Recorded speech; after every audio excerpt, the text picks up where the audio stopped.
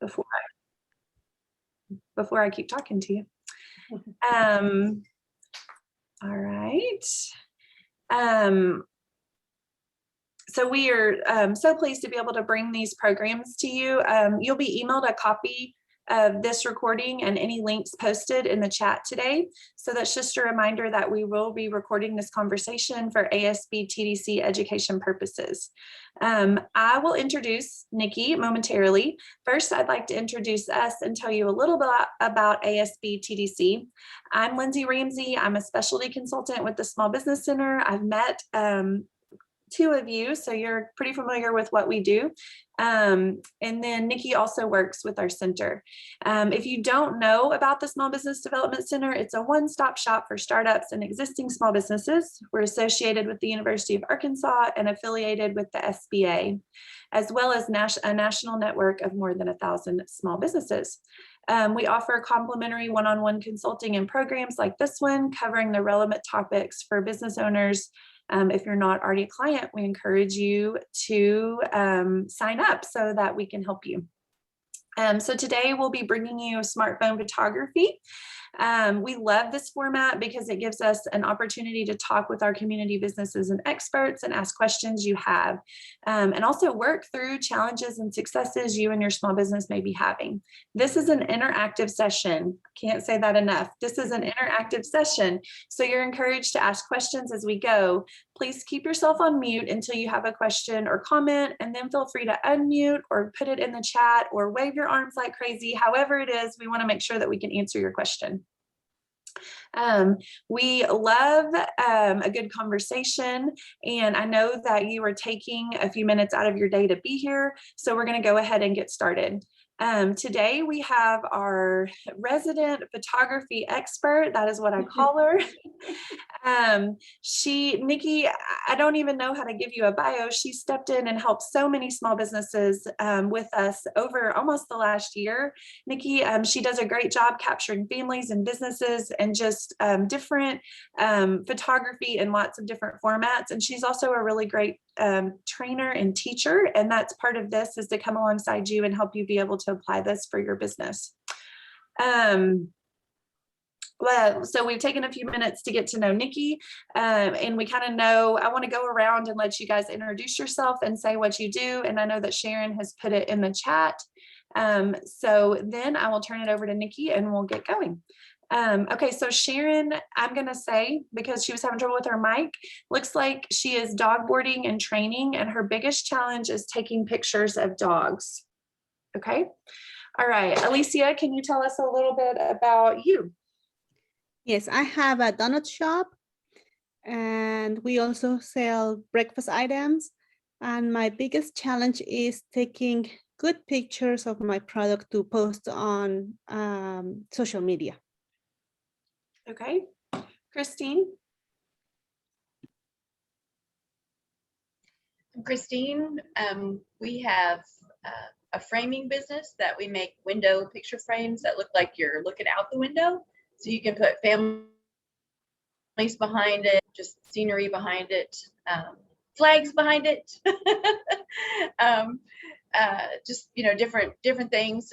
So that's one side. And then we've started a flower farm this year. And so another one upcoming for next year would be like photographing or taking pictures of the flowers and how best to represent what we have. So probably the biggest challenge is for the frames, we don't have the best lighting in our house. And so it's really difficult to get good, accurate pictures of those. All right. Well, thank you guys for sharing that. And again, we can't reiterate enough. If you've got questions as we go, please raise your hand, put it in the comment. We want this to be a working session for you so that you really walk out feeling like you've got something you can apply immediately. I'm going to go on mute. I may also black my screen at different times, but I'm here to help, and I'm going to turn it over to Nikki. Great. Thanks so much, Lindsay. I'm really excited to spend some time with you guys today talking about smartphone photography. Like Lindsay mentioned, I've worked with the center for about a year now, and I've so enjoyed working with all the different kinds of small businesses that the center serves. As well as that, I do family photography, newborn photography, that sort of thing in the rest of my business. And so it's been a perfect balance for me to work with businesses as well as families. And so I'm excited to get started and chat with you guys today. The reason that we focus on smartphone photography for small businesses is because I truly think that a smartphone is the most efficient tool to use for small businesses for photography, because you can create a really streamlined, very simple workflow from taking your shot to editing your shot to having your photograph ready to post on social media. Every day people ask me what's the best kind of camera? What kind of camera should I buy? And I believe that unless you're really interested in learning about shooting manually and really getting into photography, I really think that a newer model smartphone is the best tool that a small business owner can have, because, like I mentioned, the efficiency is unparalleled. When you are shooting on your camera, it's a whole nother step. You have to shoot, and then you have to download it onto your computer, and you have to do all of your editing there. And then you often have to get it back off your computer, back onto your phone in order to post on places like Instagram. And so having it all on the phone is just so much more efficient. And newer smartphone cameras are fantastic. I mean, they're powerful and can take really great pictures. And so that's what we'll talk about today. We'll sort of split the morning into 4 parts.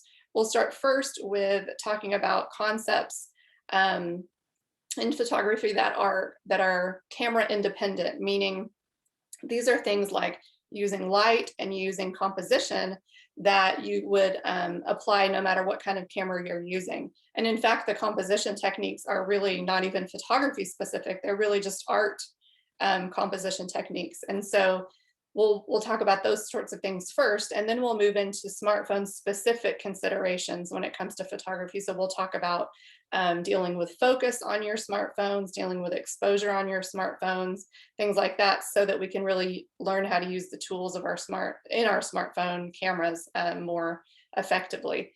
From there, we'll move into specifically talking about product photography.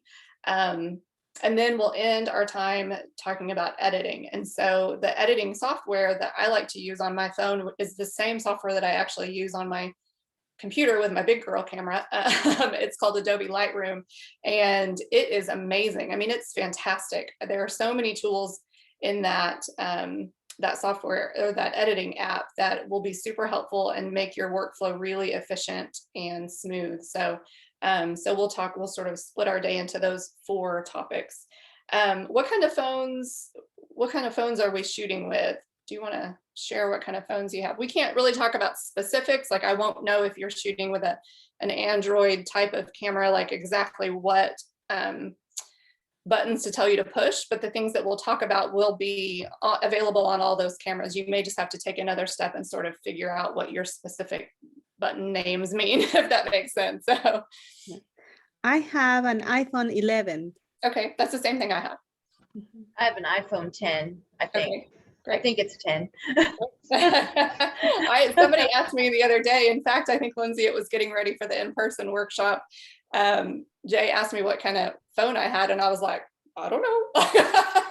And that was the only reason that I knew it was an 11 is because I just recently looked it up. So before I had this 11, I think I had like a 6 or something really, really old. And I have a teenager who was like, Mom, you really need to, because I just used my camera so much, but now that I have this better phone, it's really made a big difference. But so we're going to go ahead and get started. And I'm going to tell you in advance that I'm a little bit clumsy when it comes to switching myself around, because I'm going to share my screen here so we can get started with our chat. And then I'll also be switching onto my phone so that you can actually see like play by play while we're editing. So is that working? Can everybody see that? Yes. Okay, great. Okay. So I love this quote by Ansel Adams. I'm going to try to get rid of this view over here so I can see. Well, my cursor has disappeared. Okay, we'll do our best. It says the most important component of a camera is the 12 inches behind. And that sort of goes back to what I was saying. I really believe that The user of the camera is the most important element of the camera. You could have a fantastically new DSLR with all the buttons and all of the fancy settings and all of that sort of a thing. And if the person behind the camera isn't comfortable or skilled or familiar with all of those sorts of things, there's really no reason to even have them. And in the same vein, if you have even an older smartphone that doesn't necessarily have all of the settings and bells and whistles that newer ones do, but you have creativity and you have an interest in really working with the available light and using those types of the types of composition techniques that we're going to talk about, you can still make really fantastic pictures that are going to cause your target audience to slow down and see your post. That's sort of always our goal, right? Is to get them to slow their scroll. Like we want them to slow down. They're scrolling through their social media so fast. We want to capture their eye and have them slow down just a little bit. And so, so it's really the user of the camera that's the most important thing. So some of the things that we'll talk about today, like I mentioned before, we're going to talk about foundations for better photos, no matter the camera. And so the three things that we'll talk about there are light, elements of composition, and storytelling techniques. Storytelling may feel like a sort of a advanced topic to be talking about, but we're going to break it down and talk about some really easy ways to create a story that helps to tell your businesses, helps to communicate your businesses story and goals and mission and that sort of a thing. So and then we'll move into those smartphone specific considerations like settings and modes. We'll talk about some practical tips, like really practical tips, like make sure that your lens is clean, because our smartphones don't have a lens cap. So they're in the bottom of our purse or in our back pocket. And I can't tell you how many times I've taken a picture and been like, why is this so blurry? And I realized it's literally because I haven't cleaned the front of my camera in a really long time, because it gets really gross. So we'll talk about some really practical tips on getting the shots that you want and being prepared to get those shots. Like I said, we'll talk about some product photography how-tos, and then we'll end up with some editing information. So I truly believe that you are your company's best storyteller and photographer. When I come out and work with you, I'm only there for a couple of hours, and I don't know all of the ins and outs of the history of your company and the people that work for you and your customers and the relationships that you have with them. I don't know how, you came up with a certain recipe that you love or a certain design that you love. I don't know, I have a dog, but I'm not a dog necessarily like a dog whisperer. So I think that having that relationship with your business is really a huge strength that you have over having a professional photographer come out and shoot pictures for you. So I think with a little bit of training on photography, you being so close to your business will be able to tell us your story so much more efficiently and effectively. So let's get started talking about light. So we'll start with natural light versus artificial light. And Christine, this is one of the questions that you had asked in your email. So natural light, of course, is any light that's coming from the sun. If you're inside, it would be window light, or if you're on a porch, it would be the light coming on the, from the open side of the porch. If you are outside, of course, it's just coming straight from the sky, from the sun. Versus artificial light, which would be any sort of ambient light in the room aside from the window light. So if you had incandescent lamps or fluorescent lighting or any other type of artificial light, that's where we'll sort of break those two things in half. In my opinion, natural light is always your best bet. Unless you have some really higher end artificial light that you're working with, like if you're working with a photographer who's lighting your scene for you, their goal really most of the time, unless they're doing something ultra creative and a little bit different, if they're going for anything that is that's wanting to mimic real life, they are going to try to mimic natural light. And so anytime you can access natural light for your shooting, it's always going to be your best bet. So these are just some examples. Of course, go ahead. I forgot that it's not a touch screen. Well, I am having, and this is my concern with the natural light, because I usually shoot my pictures at 2 o'clock in the morning or 3 o'clock in the morning. So I'm having a little problem with that. By the time that there's daylight, I'm almost sold out on my donuts or so. Mhm. And I don't know, with my kind of food, will it still be good to have a natural light? I just don't know. I do really think so. I think that so any kind of artificial light is going to have a color to it that's different than natural light. We talk about it in terms of a temperature of the light. So like right now in my room, I have a big window over here. And then I also have some overhead lighting on just because it was kind of, the shadows were kind of harsh on my face with just the light coming from over here, which we'll talk about in a second when we talk about side light. So I did turn on some overhead light and you can see some shadowing and things like that. But this light that's overhead is a different color than the light that's coming in the window. So I think especially when it comes to food photography, I think it's really important to use natural light or light it in a way that's going to mimic natural light because it provides the most accurate, realistic color to your food. You know, fluorescent lighting tends to tint everything sort of greenish. And then incandescent light tends to look really, really warm and kind of orangey. And you can, we'll look at some pictures in a second. You can see the difference between the natural light and how clear and the word just left my brain, colorless that light is compared to any sort of incandescent light or fluorescent lighting. So I think in your case, I think logistically, it may be that you just need to set some product aside and shoot it when you do have some light coming in. I mean, that would probably be my first choice. I think you could try both ways though. I mean, I think that you could try shooting at 2 o'clock in the morning, which is amazing to me that you could like have your brain working well enough at 2 o'clock in the morning. But and then take it again, and then like save those products and take them again a little bit later in the morning when you do have some light coming in your dining room, and use one of those tables that are next to the window. And we'll talk about that in a minute. We'll talk about looking for the right type of light coming in the window so that it's not harsh, like streaming light. It's really soft, diffused light. And that's what you'll want to try with your food products. But I just really feel like you'll like the end result better if you can think of a logistic way to get that food ready, or just set it aside or something, assuming that it'll still look, you know, fresh and ideal a few hours later. But I'm trying to think about your dining room windows face east, right?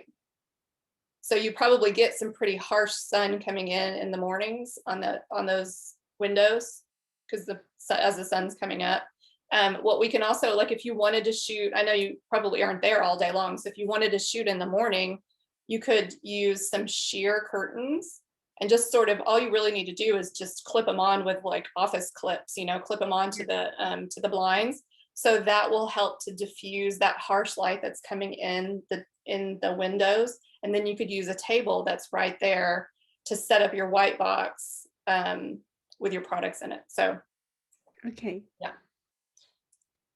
Thank So here you. are some more examples. So on the left, you know, you see some more lovely natural light. Of course, that's sort of a golden light time of day. You can see the sun shining in. So the sun is pretty low to the, and I'm going to move my arms like crazy. And I just realized I'm like right in front of the camera.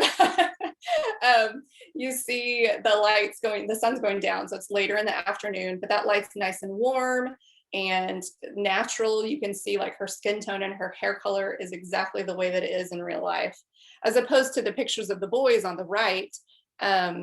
The top picture is in a large gymnasium at a church. And so it's got like, I forgot the type of lighting that it is, but you can see their skin tone is like a strange yellowy kind of greenish sort of color. And then you also see lots of shadowing on their faces, particularly the boy who's the boy with the hat is my son. And then the boy that's sitting next to him is what I'm thinking of specifically as far as the shadows go. And then the boys on the bottom, they are at a school that I shot at, and you can again see the realities of shooting in artificial light. And so of course, sometimes you can't avoid it. Like in this situation, they were in a classroom with no windows. And so there was no option to move them around or provide any sort of natural light. So we'll talk about how to work around if you are having to deal with artificial light, for whatever reason, we'll talk about having some like workarounds as far as that goes in a little bit. So directions of light. So we separated light into natural light and artificial light. And now we're going to talk about directions of light. Of course, you can tell from this picture that this is a side lit picture. So the window is to her left or camera right. And side light is a fantastic light. It's something that you'll find with windows or doors. We'll talk about garage light, which we can use that from the side. It can be really nice for product photography to add a little bit of detail to it, because side light, you're going to see some of that detailing. Like you can see a little bit of shadowing on her face. Whereas in a second, I'll show you flat light. And that would be if your subject or product were facing the light straight on. And in that case, that light is extremely flattering. It's fantastic for portraits or headshots or anything like that. Because especially for adults, it sort of helps to soften the details on our face. Some of those details that we may not want to have exposed quite so clearly. So flat light can be really soft and pleasing to the eye. And then we'll move on and we'll talk about backlight. So the family on the left is what would be called backlit. You can tell because the sun is behind them. Now the sun is also really filtered by those trees. Backlighting can be a little bit of a challenge for smartphones because of some things with a sensor. When you're shooting with a DSLR, you have a lot more ways to communicate to the camera about what you want to do and what you want the camera to do. With a smartphone, you can download apps where you can virtually shoot manually with your smartphone. But in my opinion, they tend to be really clumsy and challenging to use quickly. And now when you're shooting products, you don't have to be in a hurry. However, if you had a family in your restaurant who was really enjoying themselves and you wanted to try to capture that moment, you really want to be able to access your camera quickly and be able to use the settings that you need quickly. And so all that to say, backlit photographs tend to be a little bit more difficult for smartphones because the sensor wants to take an average of the whole scene in order to expose it properly. And we'll talk about a little bit more of that in just a minute, where it can sometimes make your subjects look really dark if the light's behind them. So like in the case of your restaurant in the dining room, if you had a family that was sitting near the window, it would be a little bit more challenging to shoot them because the window would be behind them. So it can make them look really dark. So a better spot to be, an easier place to shoot a family in your restaurant would be if they were sitting across from the light and then you turned and had your back to the light, because then they would be lit by the window. And the same thing could be true for customers bringing dogs in or dogs themselves if you were shooting them inside. Typically speaking, the easiest way to get pleasing light on your subject is to have your back as the photographer to the light, because that means the light is shining on your subject, if that makes sense. So talking again about direction of light, the upper right-hand corner photograph, the portrait of the little girl, is a flat lit portrait. So she's facing the light's behind me. It's just like what I talked about. I don't have any, there's no artificial light in this picture. There's literally just a window behind me. And I do these portraits for kids all the time. And parents are always really surprised when they show up to my house and it's just a backdrop and a window. I don't have anything else. It's just a matter of having that light and really separating them from the background, and then just playing with them and making them laugh. And then the bottom picture is an example of top-down light. So this is pretty much in the middle of the day, maybe a little bit in the afternoon, because you can see a little bit of their shadow. But this bright light typically can be really, the top-down light can be really hard to take pictures of people or products that have lots of details, because you're going to see a lot of those shadow lines. However, really bright light like this is fantastic for capturing action. So the dogs, a bright sunny day with the dogs outside running around, that's when you're going to be able to capture that action and that movement with the least amount of motion blur, which can be a real challenge for smartphone cameras if there isn't a huge amount of light. So we really only have one person here today who would have lots of action photos. So that sort of bright lit day, or even an overcast day, but that's still pretty bright, is going to be your best bet for capturing, dogs playing and running around. So where to find the best light? We've talked a little bit about that, but open shade is a great place. So if you are outside and have something like a porch with a building behind it, so you have light coming in from one direction, open shade underneath trees can be a little bit challenging, because if you can imagine the limbs of the tree coming down, providing the shade for your subject, and you're taking a picture of your subject underneath the shade, if you look through the tree, you're going to see a really bright background. And that can be really challenging for your smartphone camera to capture accurately. What it'll end up doing is, if you're able to get your subject lit properly so that they are exposed correctly, then the background that's through the tree will look really bright and be what's called blown out. So you'll basically lose all of your detail back there. So I try to avoid shooting through trees if I am shooting a subject that's sort of camera aware and it's a bright sunny day, if that makes sense. Doors are fantastic. Garage doors are amazing.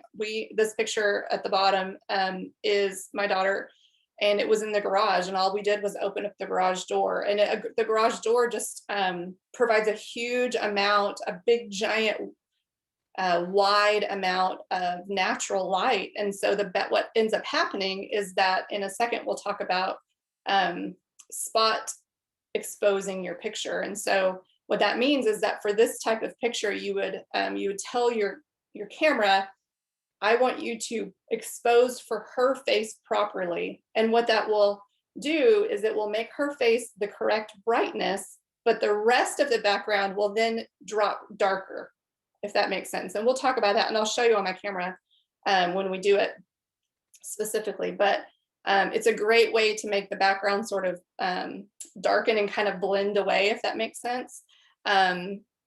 And then windows are fantastic. Windows will be something that you guys will both use a lot of, I'm sure, in your photography. So, and then cloudy days. Cloudy days are great. A lot of times I'll have clients who will contact me sort of frantic because it's cloudy.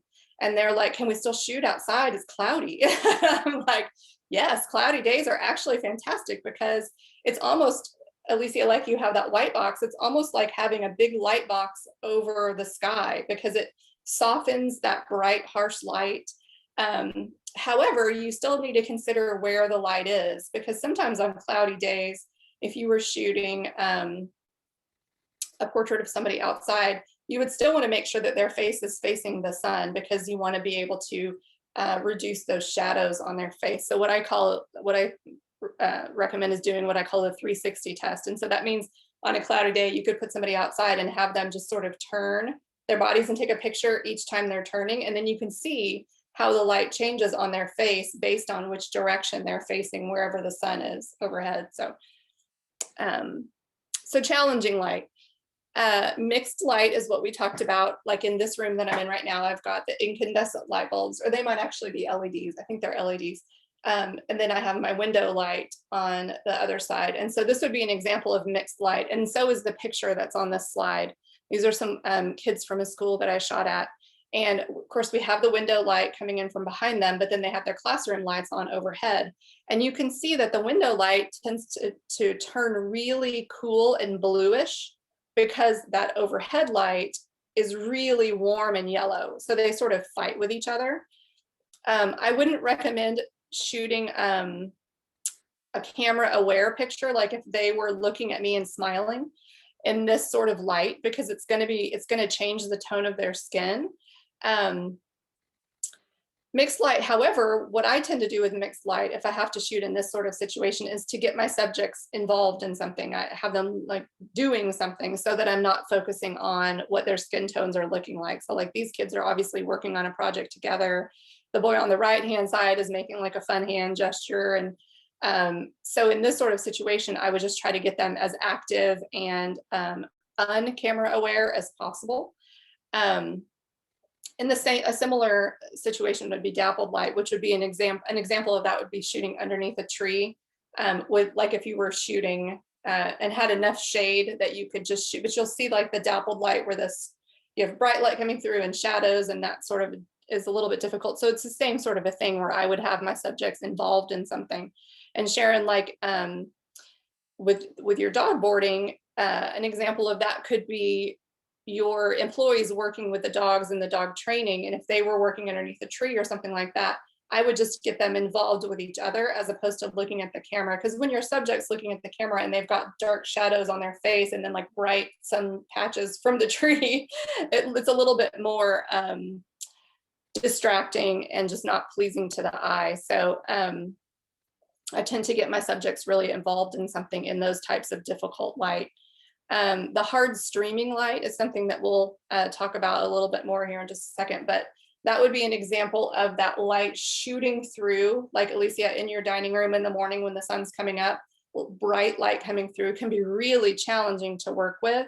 When you're shooting products, I would recommend just trying to avoid that, or do what I mentioned as far as hanging a sheer curtain over the window in order to soften that light. You can play around with hard streaming light and make it into sort of a creative technique, but it's a little bit more difficult to capture either quick candid pictures in or product shots without working with that light to soften it a little bit. So playing with light, like I mentioned, sometimes you can spend a little time and try some creative different types of light. So here are some examples, like the two pictures on the left are examples of that hard streaming light that's coming in. And what I would do in these situations is what we'll talk about in a minute when we talk about spot exposing, is you would tell your camera, I want the light on her face to be exposed properly. And when I say exposed properly, I mean, I don't want it to be too dark and I don't want it to be too bright. I want it to look natural. In my case, that would be, I would want it to look natural and real, like it looked that day.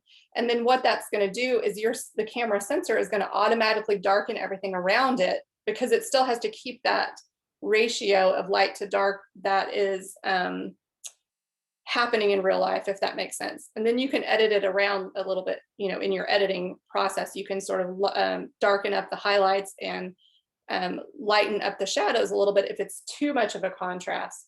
So the same is true of the picture on the bottom. There was a bright pocket of light that I thought would be a fun spot for him to stand in and read this letter that my husband had left him when he went on a trip. And so it was the same sort of a thing where you can tell your camera sensor exposed for the subject and let the background fall dark.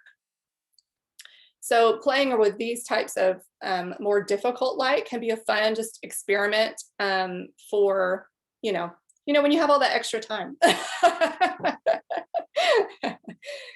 So what I really recommend is to be a student of light in your space. So intentionally look for that soft, pleasing light at different times of the day and different seasons of the year. I mean, all of us have different types of workspaces that are going to provide different types of light. Alicia, part of your dining room faces east, which can be challenging in the morning when you're there. But then I think you also have some windows that would face south. So those may have a little bit more soft, pleasing light. So and of course, then the light is going to change from season to season because the sun is changing. And so, so what I recommend is really taking time throughout your day. Just take a second and look around and see where the pleasing light is at 8 a.m. and then see where it is at maybe noon and see where it is later in the day, if that's part of your work day. And then take time to practice using those different types of light. Sometimes it can feel a little bit overwhelming to have to feel like you need to think on the fly when it comes to taking pictures. But I think if you plan ahead and you intentionally spend that time thinking through your light and thinking through some of the other things that we'll talk about, it can make it a little bit less intimidating and just more of a sort of a practice session, if that makes sense. So we'll talk a little bit more about that as far as intentionally creating a varied portfolio that you will have handy in your phone to be able to pull from to have social media posts and that sort of a thing, so that it's not Tuesday morning and you're like, oh, I need a picture. I have to go take one right now. You know what I mean? Instead, if we're working intentionally and proactively to create a varied portfolio that you can just keep in a folder on your phone, then on a Tuesday, when you decide that you're going to have a social media post, you'll have that portfolio and gallery ready in your phone. So I'm going to take a quick drink of water and then we'll move on to elements of composition. Do you guys have any questions before we move on? Y'all hang with Nikki here. She's giving you lots of great information. And as she's talking, really think through, like you did a great job, Alicia, thinking through, I don't get natural light at 2 o'clock in the morning. You know, Sharon, think through like where your kennel faces, east or west. And it would give you like some real practical things that you could ask Nikki about shooting. And Christine, as you're thinking about your product and your flowers, think about these lighting sources too. So Christine, that reminds me, I wanted to ask you, you mentioned that you don't feel like you have very good light available for shooting your products. Where do you shoot them now? We usually do it in the kitchen. We have a big light or big windows coming into the dining room. So I usually put it on the wall opposite the window. And that seems like the only good place to do it. Yeah. No, that would be what I recommend. Do you feel like it's not working out well for you? It just seems like there's like shadows to one side. So I do turn on the dining room light, but it helps a little bit, but not a great deal with the shadow. What might be helpful in your situation, because I know that another question you had asked me was about shooting the frames themselves and whether a flat lay would be best. And I was thinking through that last night, and I really think that because your product is a product that will be existing on a wall, I think it makes the most sense to shoot it on a wall. And what might be helpful for you is if you created like a mobile, and this may be crazy, but like a mobile wall, something that's on a stand that you could move around to find the best light. So it could be like a piece of plywood on on like two 2x4s, you know what I mean? So it's like a stand that you could move around. And what may be happening is that wall that's across from in your dining room may just be too far from the window. And so if you were able to scoot a little bit closer to the window, there may be less shadowing and you may have less of a need for to add in the overhead lighting if you were a little bit closer to the window. And then if you had something like that, you could cover it with different types of backgrounds, if that makes sense.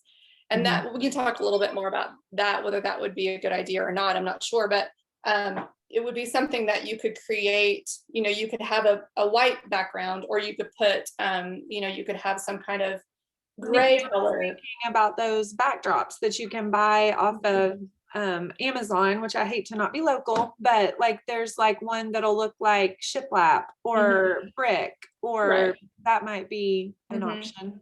I haven't seen those. Yeah, those could attach directly to that. Yeah, to that portable wall. I have seen those backdrops, and I was tempted to buy some of those. Do you think that those will be good for my product also? Like, I'm not sure. We'll talk. Go ahead.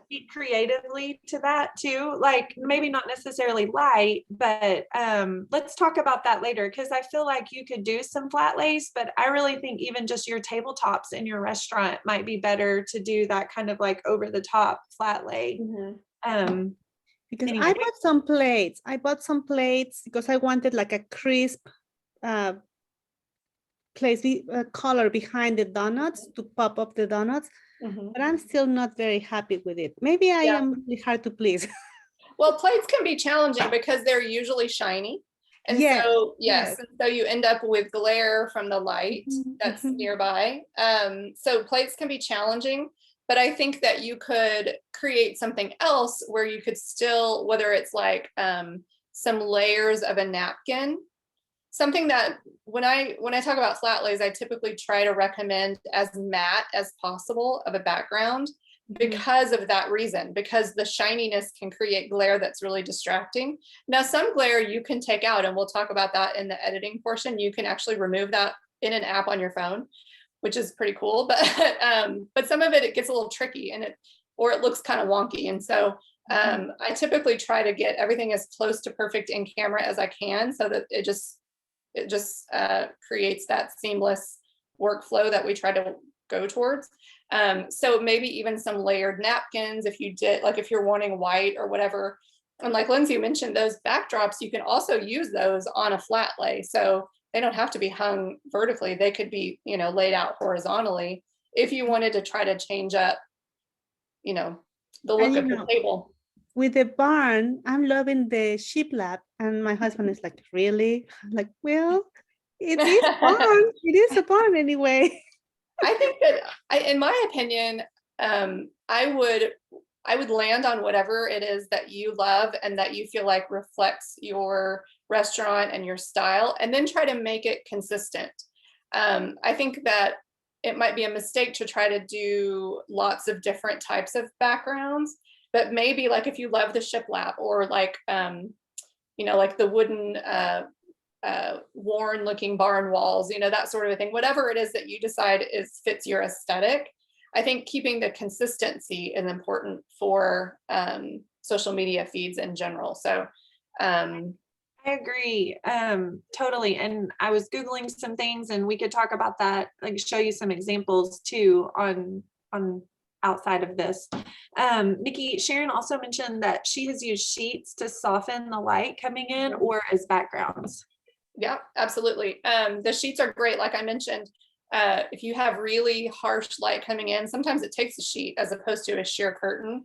I actually, in my bag, whenever I go to a shoot, I always have a sheer curtain in my bag that I can, and I have some little clips that I could clip to a client's curtains or something that won't show up in the picture, but it just acts to soften that light that's coming in. And then sheets are also a great backdrop to use because they're really matte colored or matte finish.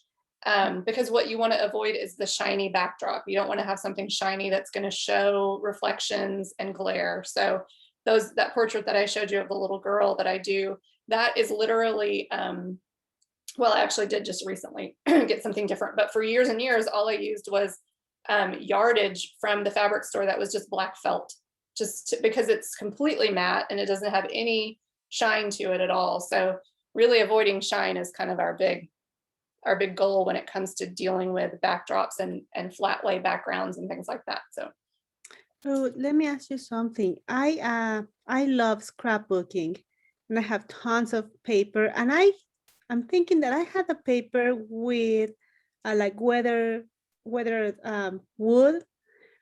paper. You think that will be? I have never taken a picture of paper per se, but paper in general, I think would be fine because it's typically, assuming that it's a matte finish paper. Yes. The problem with scrapbooking paper is that it's not usually very big.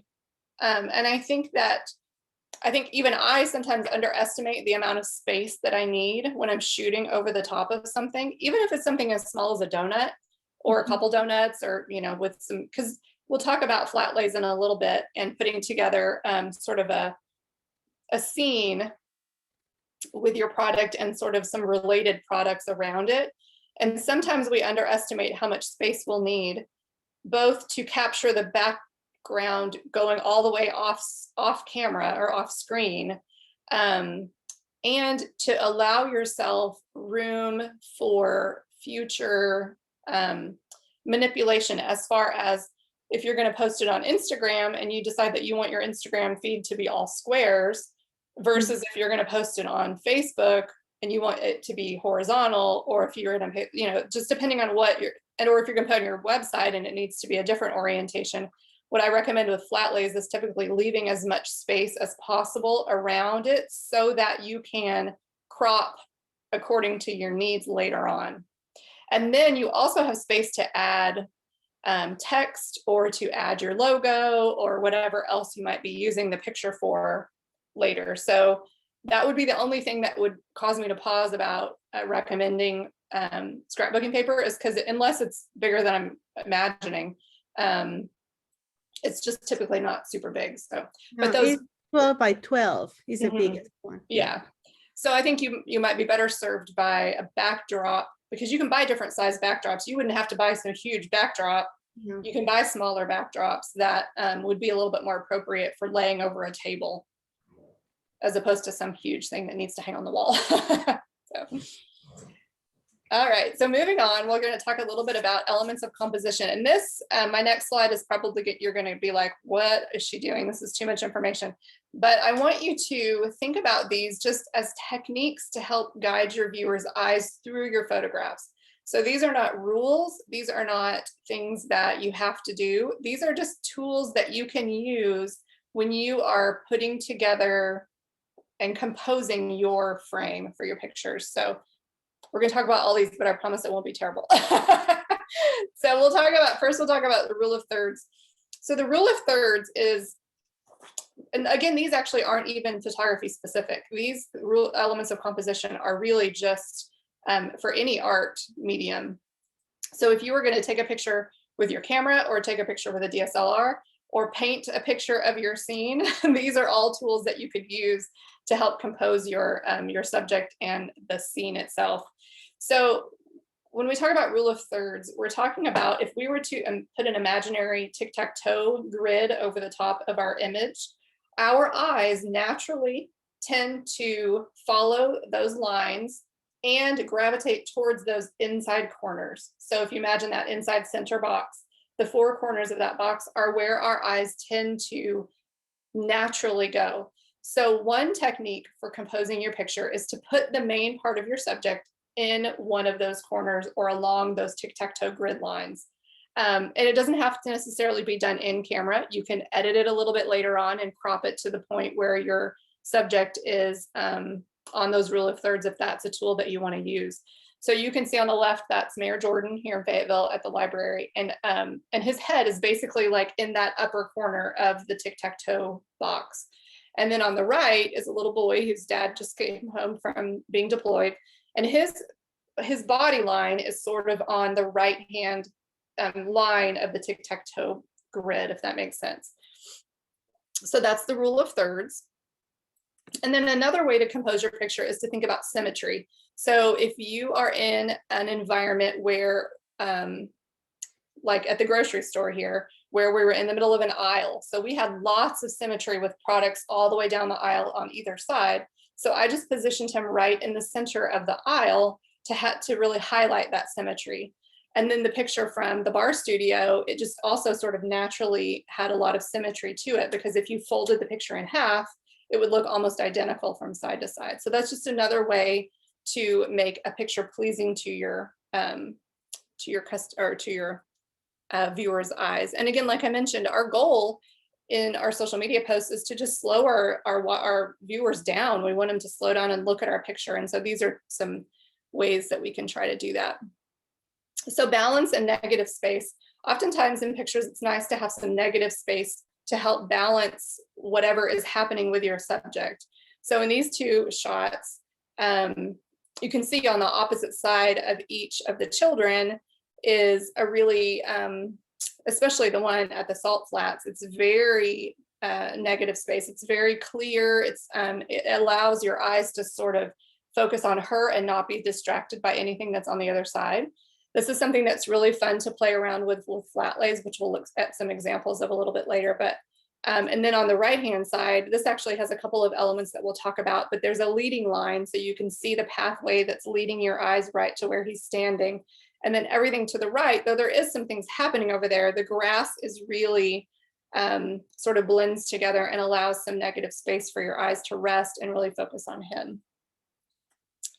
Leading lines, like we mentioned just a second ago, in both of these examples, you have lines that are leading your eyes directly to your subject. And in the frames that you're talking about, those will have lots of fun lines. So if you happen to want to shoot one of your frames, I would consider that when you're considering what sort of picture or product or scene to put behind the frame.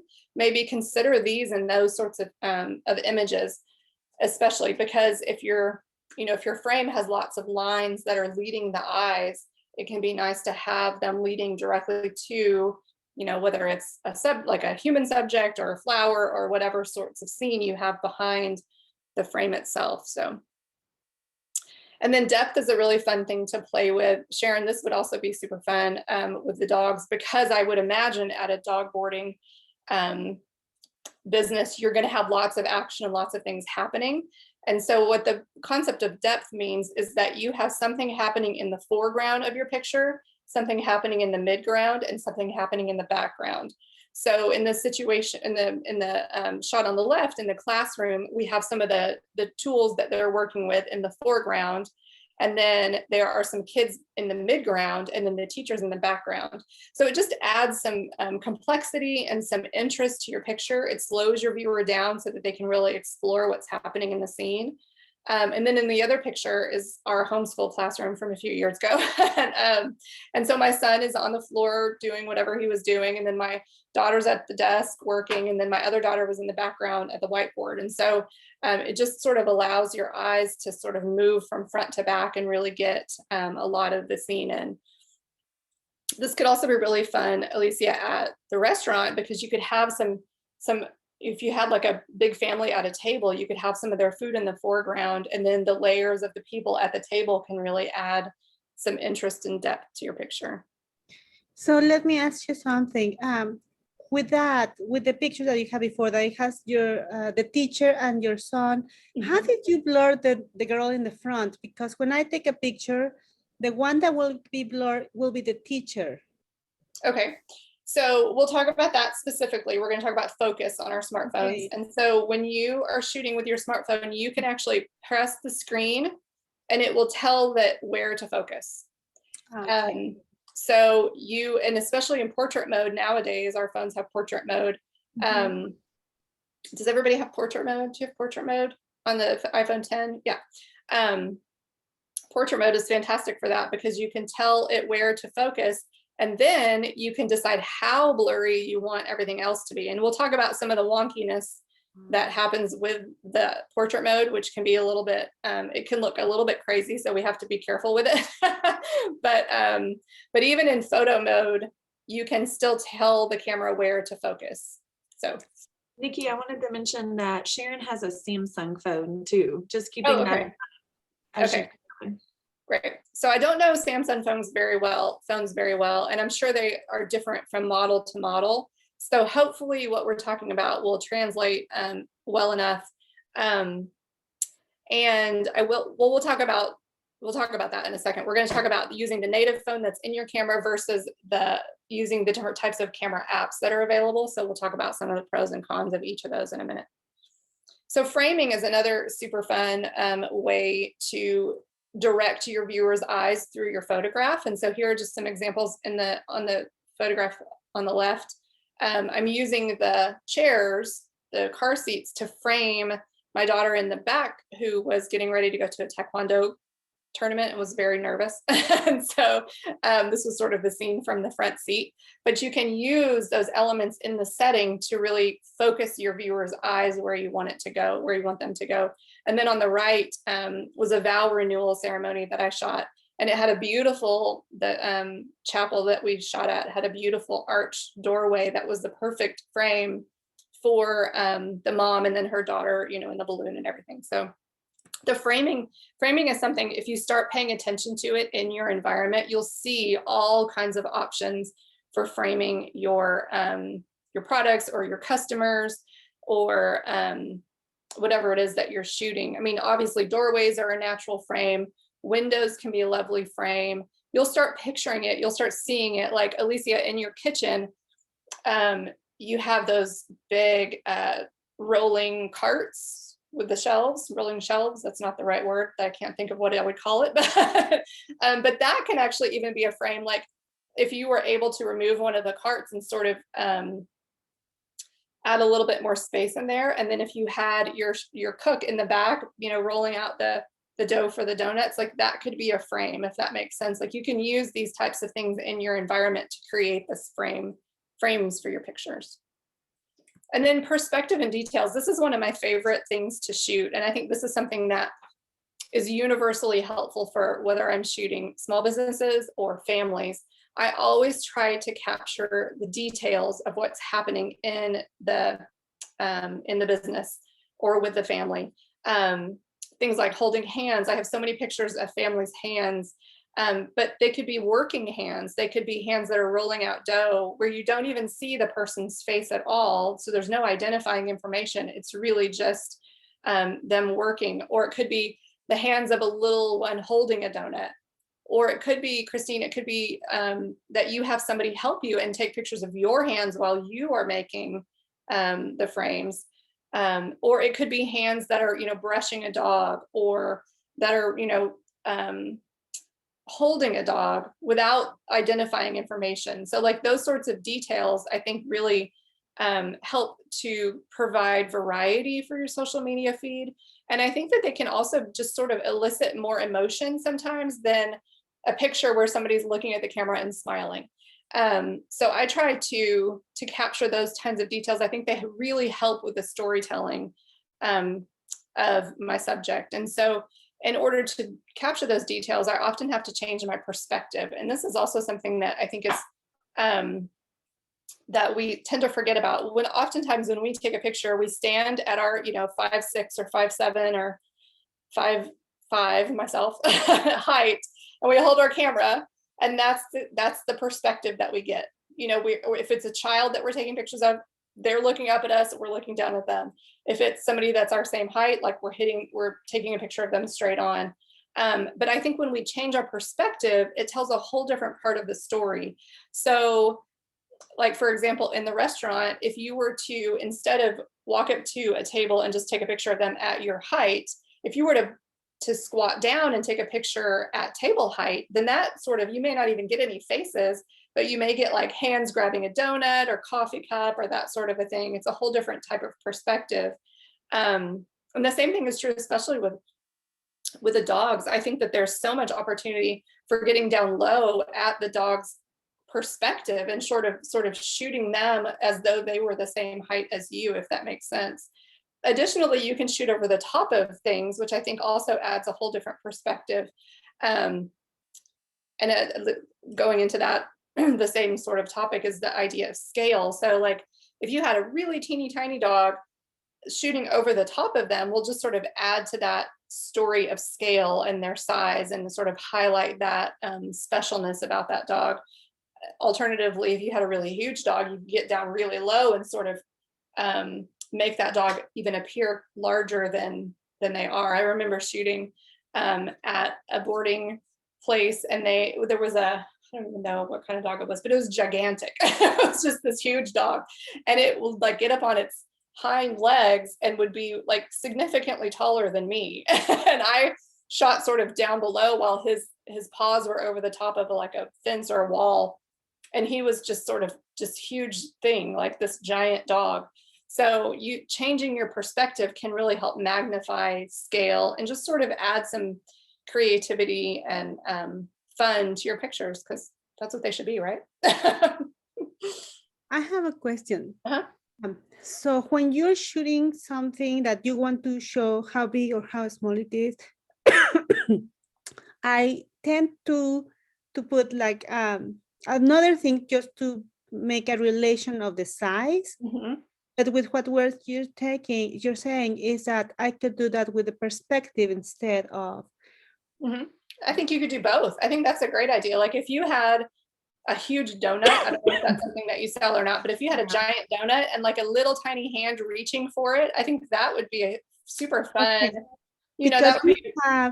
We do have a 12-inch donut. Mm-hmm. And I think that it's one of the donuts that I sent you that says happy birthday, and it's a 12-inch donut, but I don't know how to present it in a way that it looks that it's that big. Mm-hmm. Or maybe even a regular donut inside the 12-inch donut. Mm-hmm. Like, I don't know, Nikki, you may not like that visually, but like perspective layering. So like, this is what it normally is, but this is what we're offering you. Yeah, absolutely. I think those are all great ideas. And I think that, you know, if you had a little hand, you could still shoot over the top so that you just saw like the little arm like reaching onto the table. Yeah,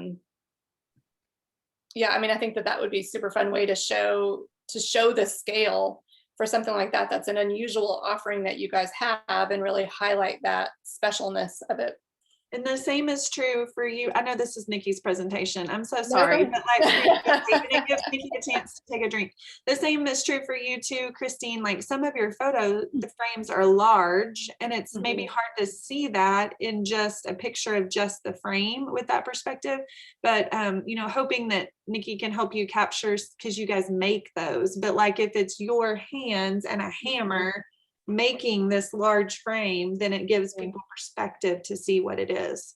And it could even be when it's completed and you have it hanging on the wall, it could even just be like hands holding, like, you know, like sort of presenting it, or like you're sort of what's the word I'm trying to think of? And like when you're going to like hang it up, you can be like just showing the hands. Right. To hang Or it if you're on the like, if wall. you're standing to the side, sort of straightening it is the word I was trying to think of.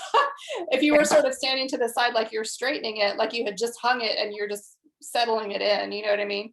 And that would help. I mean, you wouldn't even have to be like, you wouldn't even have to have your face in the picture. It could be anybody's hands just sort of straightening the picture up to show the scale of how big it is. So I think that's a great idea. Yeah, because we have several different sizes, so that would work. Yeah. And so the other thing that we want to talk about is isolating your main subject. Sometimes our main subject gets a little bit lost in a busy background. So using things like light, like having your main subject in a little puddle of light compared to the background, like the picture on the right, she's sort of dancing in a little puddle of light in the kitchen, but the background of the kitchen is pretty dark. So that light helps to sort of isolate her. The background's really not that much blurrier, or it's really not that blurry compared to her, but it's just dark enough that she sort of pops out.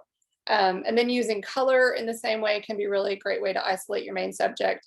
And then blurring the background, which we'll talk about ways to do that with our phones, will also help to isolate your main subject and sort of separate them from the background.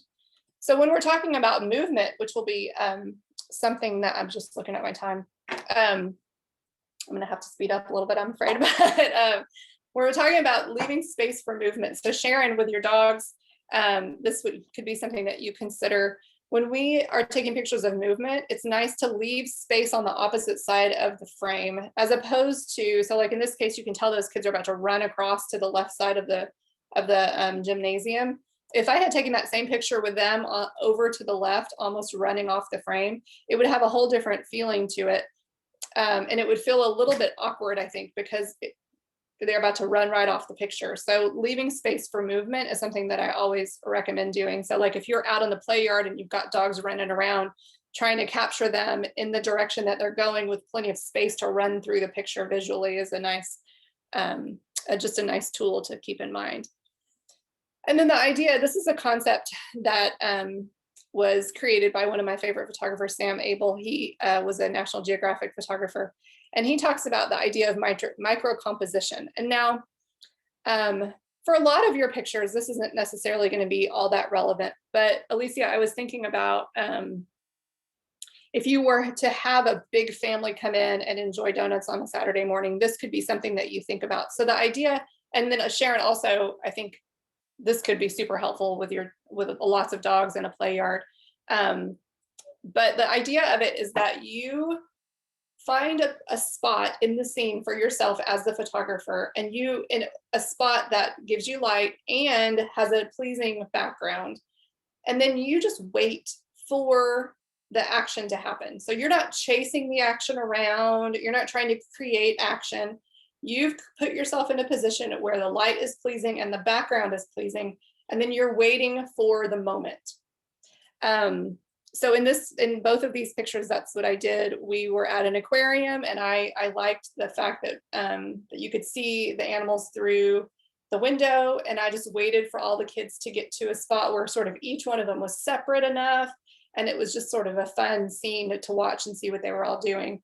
And then on the left, my son had just won a Pinewood Derby race, and so you can see his trophy there on the right.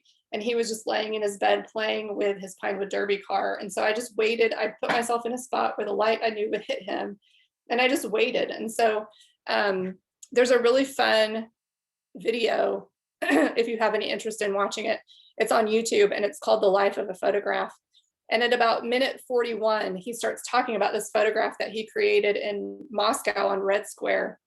And now he's a photographer, and he was there for work, and he had apparently a day off. And so he spent 12 hours in his hotel room with some pears and a window. and he could see Red Square out his window, and he had a lacy curtain was in his hotel room. And so he, for 12 hours, just sort of tried different things, waited for the light to change, waited for a scene to happen outside in Red Square, but he didn't move his position. And he just he moved the pears around a little bit and tried some different perspective and things.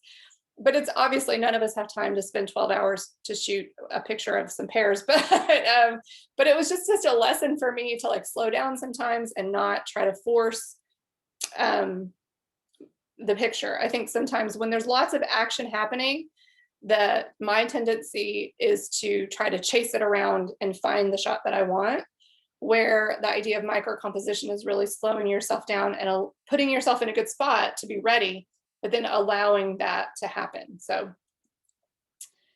and then we'll talk about a little bit about shot types. So these can help in your storytelling for your business. Oftentimes, especially for Instagram, we can post multiple pictures, and so on the same post. And so sometimes it's nice to sort of vary what those pictures look like to help try to tell the story of the scene. So one shot is the wide angle. That would be establishing your setting, whether it is your workshop or your play yard or your dining room or your kitchen. The kitchen could also be a really fun place for the micro composition if it's a busy time of day, like finding a fun spot to stand and allowing the action of the movement of everybody working in the kitchen to create a fun scene. And then a full shot would be the subject's entire body that's shown and it fills your screen. A medium shot would be a partial shot of the subject's body or the form of your product. And then a detail shot would be obviously hands or details of any sorts of scene.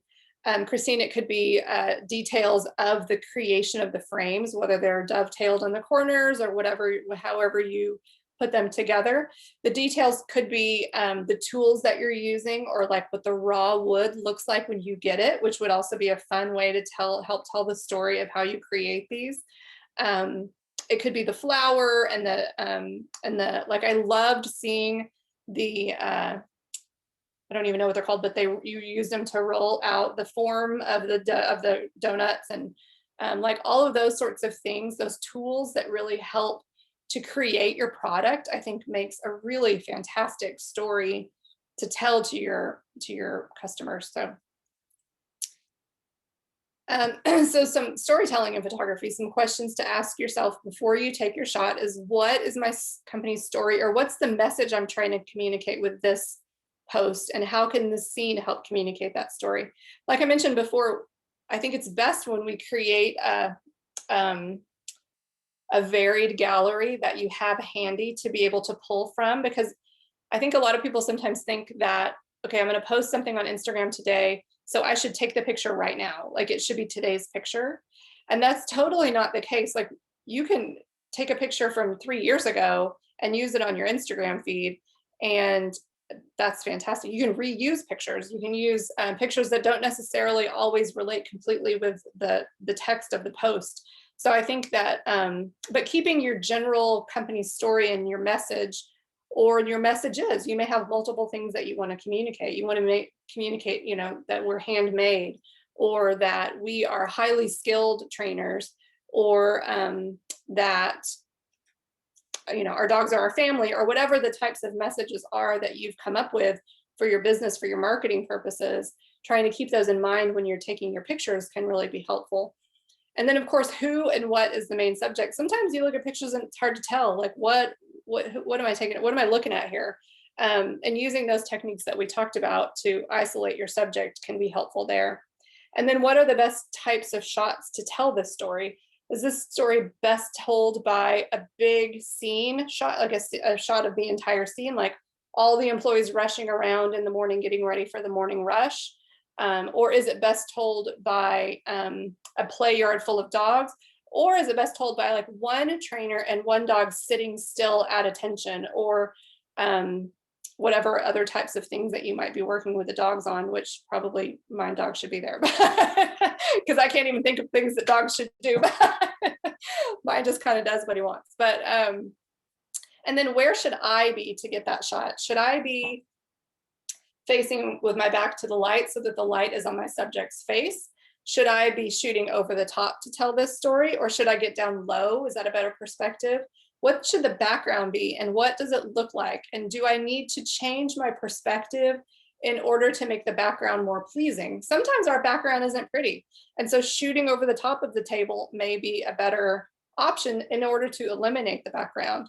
Or maybe I can use some of the tools with like the portrait mode in my camera to be able to blur out the background so that I don't see those messy details. Or maybe a messy background is part of my workshop, and I think that's a fun way to show, you know, this is where I work, because I think that it's fun to see. I mean, there's a magazine called Where Women Work. I was thinking maybe a sink with dirty dishes after we bathe. Lots of bubbly soap. But I think people like knowing those types of things. I took pictures for a client so that they could be featured in Where Women Work. And it was her space and her studio and how she designs her work. And so it's, I think our customers like seeing those types of pictures. So, oh, here was I was telling you about that video that you can see on YouTube. So he just waits for the perfect spot with a background that's pleasing, and then waits for details and action to present themselves. The other thing that is good to do, especially when we're talking about movement, so when we're shooting dogs, is we want to use burst mode so that you can shoot through the moment to capture everything about it. So sometimes, especially when we're shooting with our camera or our phone cameras, the action can look a little blurry. And sorry, my allergies are going crazy today. And so shooting in burst mode and shooting through the moment. So what that means is, if you see that something fun is about to happen, instead of just trying to capture that exact moment of the fun, shooting from the beginning of the fun all the way through to the end of it, because sometimes the reactions to those moments are better than the moment itself. So, you know, you could be thinking that dog is about to totally like walk up and sit perfectly for this trainer. Maybe that's the best shot.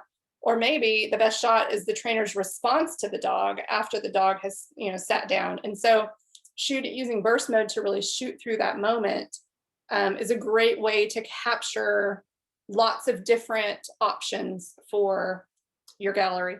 Now make sure you go back and delete the ones that you don't want, which is the reason I have 15,000 pictures on my phone right now, is because I don't do that. So do as I say, not as I do. Make sure you delete the ones you don't want. I have a warning. My phone is like, you need to do something about this right now. So again, practice intentionally.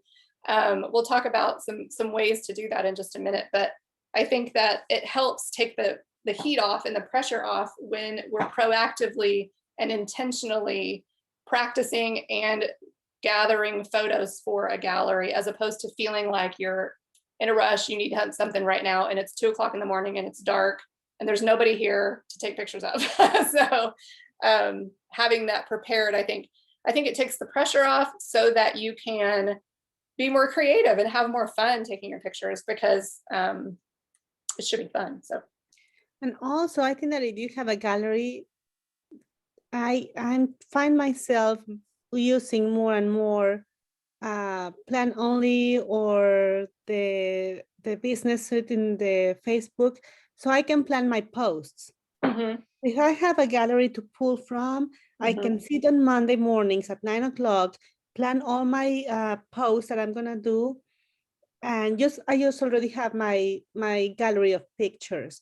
Yeah. Now, if there's something special or something that I really want to capture, I will be sure to do that, so to add to my gallery. But I think that that's a really good idea.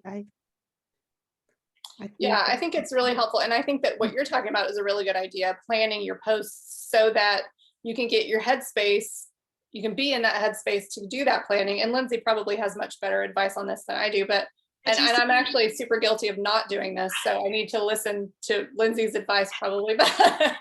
You see me cheering you on, like that's great, that's great. And remember, you can mix in graphics with your photography to break it up too. Yeah, I think that really being planful about all of these things makes it doesn't take the creativity away. I think it allows you to be creative when you have the time and you're not feeling pressure and rushed. So so these are some summaries. I don't think we necessarily need to go through these things since we're running a little low on light or on time. Nikki, can I pause you for 1 second? I know we're running on time, but I do feel like this conversation's been really good and applicable to where they are. Sharon mentioned that she has a lot of ideas, but so many dogs are shy of a camera and they stop all activity and turn into a shy spot, is what she meant. Okay. That's interesting. I thought so maybe what you were saying about her kind of blending into the background might help her in that scenario. Yeah, I think so, definitely. I think that I'm glad that you're telling me these, by the way, because I can't see the chat, so I don't see them popping up. I think that making sure that she's not the one interacting with the dog will probably be really helpful, because I think if she's trying to interact with the dog and take the dog's picture, it'll just be that much more difficult. I think that, I mean, I don't know as the trainer whether it's a good idea or not, but I think treats are always helpful when it comes to shooting dogs. I will admit that I haven't had a ton of dog shooting experience. Families will often bring their dogs, but they're the ones interacting with their dogs. So I'm less of a distraction because I'm shooting that interaction. So maybe it's a matter of changing that idea, whether, and I don't know, Sharon, you may already be doing this. You may already be shooting other people working with the dogs, but I think sometimes when I'm the one who's trying to get the dog's attention and I'm the one who's trying to take the dog's pictures, it can be really hard. I had shot a family and they had their dog in some of the pictures, and we tried like me holding the treats, and then we tried the mom holding the treats, and it was tough. And so finally we just really got the family interacting with the dog. So it wasn't that the dog was sitting there looking at me smiling. It was that the dog was interacting with the family, which at the end of the day, like if it were my dog, I think I would prefer to have those interaction pictures as opposed to like a dog portrait. Now, if you're looking for dog portraiture, I might not be the best one to give you advice on that. I'm thinking through like what I would do, and that would probably be if I'm trying to get the dog, I would probably have two helpers. I would probably have a helper that's right next to the dog and a helper that's behind me trying to get the dog's attention. I do that sometimes with my kids that I take pictures of. If they're hard to get to be looking at me, I'll have mom stand like right behind my face, and you have to get them close so that it looks like they're looking at the camera. But in this case with the dogs, I would probably want to have somebody that's right next to the dog also, so that they can just sort of jump out of the picture. And then if you're shooting wide enough, you can always crop it in and crop them out of the picture if they're still like have like an arm sticking out or something, if that makes sense. I don't know if that's helpful or not, but my two pieces of advice would be lots of helpers, lots of treats, and trying to get the interaction pictures so that you're less of a distraction and you're not trying to take pictures and interact with the dog at the same time. So, all right, so we'll just scoot through these. Okay, we're gonna move on to smartphone specific considerations. I'm gonna take a quick drink of water. So we're gonna talk about camera apps versus using the camera that came with your phone. We're going to talk about exposure and focus and what the smartphone's challenges and strengths are in those areas.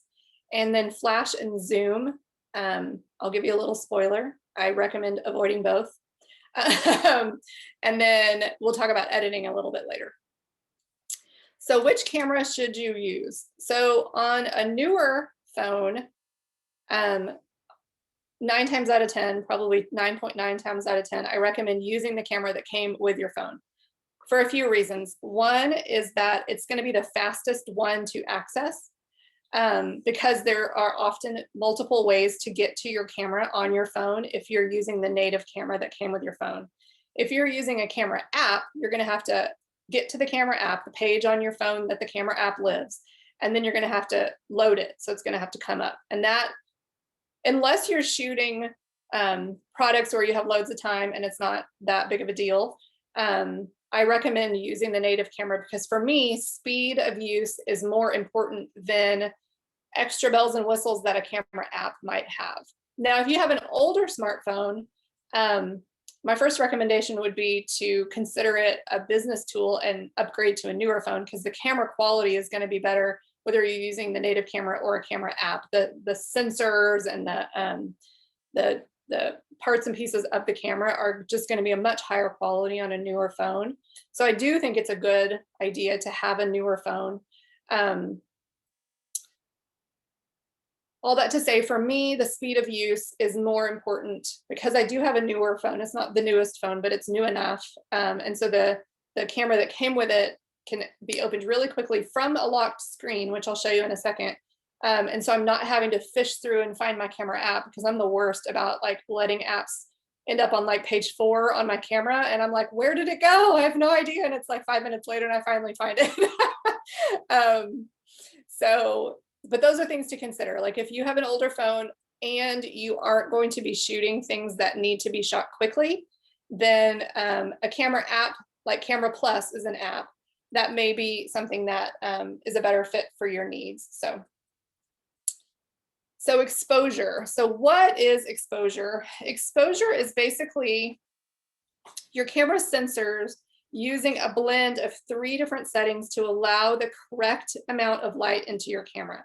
So if we were using a DSLR and we were shooting in manual, we would use the ISO, aperture, and our shutter speed in order to create what they call the exposure triangle. So each one of those settings can be manipulated to change like the shape of the triangle, but and the shape of that triangle is going to affect the exposure or the brightness or darkness of your scene. Now, that's a lot of information that we're not actually going to go over today for the most part, because our phone cameras, unless we're using something like Camera Plus, and we've chosen to shoot in manual, where we're telling our camera, I want the aperture to be this, I want the shutter speed to be this, and I want ISO to be this. And we're adjusting them based on the light that's coming in for our scene, which I will say in apps like Camera Plus, it's really clunky and time consuming to adjust those settings, which is another reason why I don't use Camera Plus. I allow my camera to mostly be on auto, which means the camera is deciding the best settings for those 3 concepts in order to allow the correct amount of light in to expose your scene. So what our cameras usually do is they take a scene and they look at the entire scene and they take an average of all the light that's happening in that scene, and they say, okay, it should be exposed like this. And so what that often will do is it'll change the way that it looks in real life, because our eyes have a much better way of dealing with dark areas and light areas. So for most of the time, that's no problem. Our cameras will do a great job of shooting and the light will look pleasing and it'll look realistic. And in some situations, like I mentioned, if your subject was standing with their back to the window, then what would happen is that your subject would turn dark and the window would be exposed properly, because your camera's trying to take an average of that whole scene, and there's much more space of the window than there is of your subject's face. So it's going to average darker, and that's going to cause your subject to be really dark. So what we can do to remedy that is we can spot expose. I'm going to attempt to switch over to my camera. The problem is that I can't, okay, here. Stop share. Let's see if I can switch myself.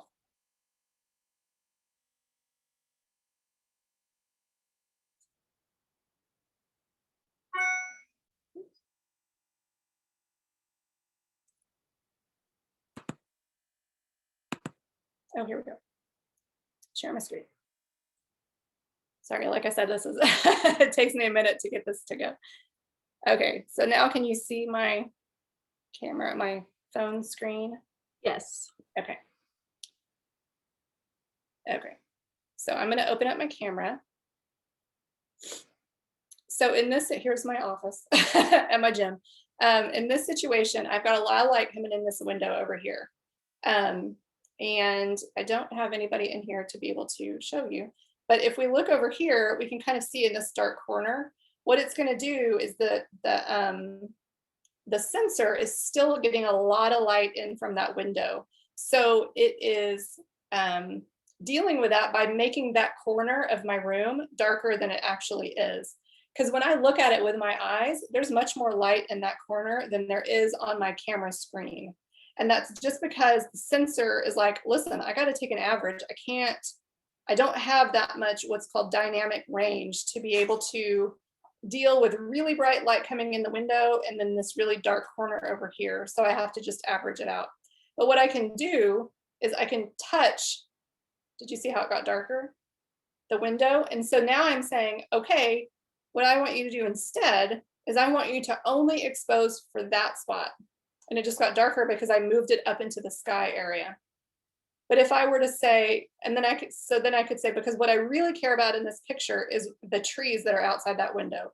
So I want the trees outside that window to look realistic. And now when I look out the window and I look at my camera, it looks virtually the same. But do you see how dark my room is now? And my room isn't that dark in real life, but it's because the sensor doesn't have the ability to deal with those darks and lights the same way our eyes do. And it's called the dynamic range. And so what if I said, oh, but what I really care about is making sure my rowing machine is, is exposed properly. So what I would do is come down here and touch that. So do you see how bright it made the screen? So what I'm saying is, no, actually, I want you to expose for the rowing machine. And I don't care if the window gets super bright. It's the rowing machine that matters. And so that's what we can do with our subjects. If we happen to be in a situation where our subject's back is to the light, like Alicia, if you were to have a really fun table that had an adorable kid that you wanted to take a picture of, and they were sitting with the window between them and you, they could get really dark. But what you could do is just, all you have to do is tap your screen. I don't know if you can even see what I'm doing, but I'm literally just tapping the spot. And I'm saying, okay, I want you to expose for that spot. Now what it'll do is it will make the bright areas really bright, but sometimes that's okay because we don't really care what's happening out the window in this case. We really care about the rowing machine or whatever. And so again, like if I tap up there, it's going to expose for the space that I'm tapping. So that's our way using a phone camera of spot exposing. We're saying use spot for or expose for this spot, and don't worry, whatever happens to the rest is naturally going to either brighten or darken. Does that make sense? Okay, and I don't have my other screen, so we're gonna just keep going from there. So the other thing that we can do is we can lock. So when I move my camera around, it's gonna change exposure. Do you see how like it's this brightened up, but then when I moved over here, this darkened up? So we can actually lock the exposure. So we can press that spot, and then do you see that where it says AEAF lock? That's auto exposure, auto focus lock. And so now if I move over here, it doesn't change the exposure. If I move over here, it doesn't change the exposure because I've locked the exposure. And so and then all you have to do to unlock it is just tap somewhere else.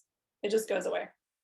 But it's a helpful thing if you have a subject that's moving and you want the exposure to stay the same. So like if my son was here and I tapped on him and I wanted the exposure to stay the same, whether he was standing here or whether he was standing over here, it would lock the exposure. And it also locks the focus. And so we were talking a second ago about if you have that depth in your scene and you want to only expose on something that is close up or far away or whatever it is in your scene, you can do that also. So I have I'm gonna go over here now. This is just a little thing I thought we could take pictures of today. So we're gonna tap that and then we're gonna hold it down. And so I have locked focus on this little thing, whatever this thing is.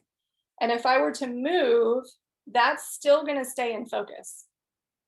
Even if I move my camera, everything else is not, it doesn't look like that because I'm in photo mode. So most things in this screen look pretty in focus. If I were to go over to portrait mode, so now I've locked in portrait mode. And the same thing is true. So I could come over here and everything stays blurry because all that's in focus is where I locked it. Does that make sense? Over here also. So, and then you can just tap somewhere else on the screen to get rid of it. Does that make sense? Yes, and can I ask you a question, Nikki? So is that a way that you could use that portrait mode and apply the rule of thirds, because you could keep that product in focus, but shift it to the side? You could, or you could also just move it before you take the picture. Okay. You know what I mean? Yeah. And like, do you see the grid that's on my screen right now? Yes. That's there for the rule of thirds. They put that on there because the rule of thirds is such a powerful composition tool. So yeah, like Lindsay was saying, you could lock focus on it, and then you could move it over here, or down, or wherever you wanted to put it. So it's a great way to lock focus, and it also locks exposure at the same time. So I don't have my. I'm learning today too. Oh, good. So we're going to go ahead and, since we're in portrait mode, let's talk about that for a second. So portrait mode is fantastic, and it helps us to have that blurry background that everybody loves. It's called bokeh. That's the fancy word for it. However, portrait mode has a lot of wonkiness about it. So I always recommend that people use it sparingly and carefully, because it can look a little bit crazy. So I'm going to show you some examples. So I'm in portrait mode. You see here at the bottom, I've switched over to portrait. And then at the top right-hand corner of my screen, there's an F. So I'm going to tap that F, and that opens up a little rolling something, whatever you would call that, at the bottom. And it goes from everything from F1.4 to F16. So what those numbers mean, that's our aperture. So remember, we talked about that exposure triangle. Aperture is one of the corners of the exposure triangle. And in portrait mode, what you're telling your camera, well, this is true of any camera, but what you're telling your camera is at F1.4, since that's a small number, only a teeny tiny little sliver of your subject is going to be in focus. I think about it like a really thick book. And if I have an F1.4, if my aperture is at 1.4, only a tiny little number of those pages are going to be in focus. But if I zoom over to F16, a lot of that book is going to be in focus. So it's a matter of depth. It's the depth of field. It's the depth of your scene that's going to be in focus. And I'm going to take two pictures. I'm going to go back to F1.4 and I'm going to take a picture. And then I'm going to go to F16 and I'm going to take a picture. And we'll pull them up so that you can see. So there's F16. And if you can see, the little case is in focus, and you can tell that the couch is a little bit out of focus behind it. But then, I don't know if you can see my emails popping up on the screen or not. But then let's go over to F1.4. So this is what I'm talking about, that how it can be a little bit wonky. And it's also because I have it turned a little bit. So truly not all of it should be in focus anyway, because I was at F1.4, so only a little sliver of it should be in focus. So what I recommend is not using those teeny tiny numbers. What it will default to is it'll open to F2.8. And that's a much more moderate depth of field. 1.4 is such a tiny little sliver that if you have any kind of movement, or if your subject has depth, like there's no way that I would be able to get my entire face in focus. It would be like the tip of my nose or like my glasses, and then everything else would be blurry. So that's just too much and it looks weird. And I don't recommend it. And even in this situation, you can kind of tell, you can see between the handle and the case, how it's almost in focus. It's because the camera doesn't have it's not fantastic at delineating the subject from the background. So sometimes when you're using portrait mode, it gets a little funky, and you can kind of tell, like if you're taking a picture of a person, sometimes like their underneath their arm is still in focus, even though it shouldn't be, because it should be the background. So you have to just be a little bit careful with portrait mode, but it's great. You just have to use it wisely. So I recommend going back to that aperture scale and really scooting it back down. Like I said, it defaults at 2.8. So you could even, increase it a little bit if you have a really active subject, or if you have a subject that has a lot of depth to it.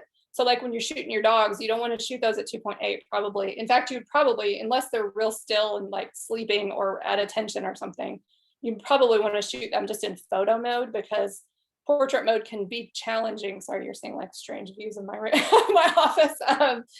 Portrait mode can be sometimes challenging when you've got really active subjects. So photo mode would probably be the safest for shooting the dogs, unless they're being really still.